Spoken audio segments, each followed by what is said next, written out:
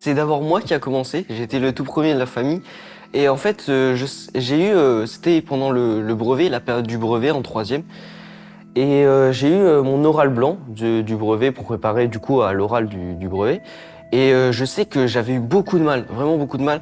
J'avais les larmes aux yeux pendant cet oral blanc.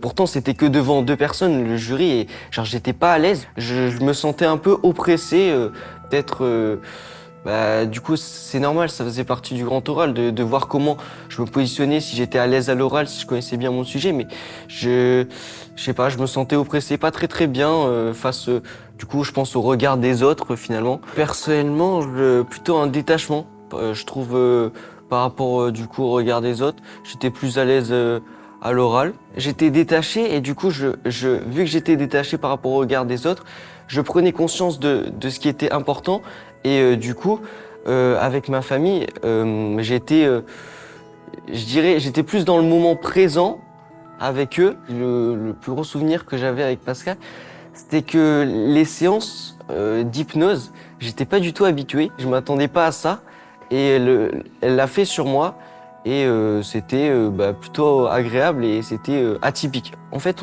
c'était humain parce qu'on parlait de moi, mais on parlait aussi de elle, et j'aimais bien parce qu'elle mettait en confiance, et elle parlait de son ressenti personnel enfin, je parlais de mes problèmes, mais du coup, elle disait que elle aussi, elle avait eu ses problèmes, et du coup, bah, on échangeait tous les deux sur nos parcours, en fait, ce qu'on a eu dans notre vie, si je puis dire. Ah bah, ça s'est mieux passé, j'ai beaucoup interagi avec comment ça s'appelle, mes professeurs, oui, exactement.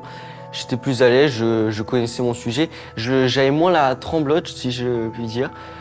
Et avant, oui, avant j'avais la voix un peu serrée. J'arrivais pas à faire sortir ce que je voulais dire. Et là, bah ça allait.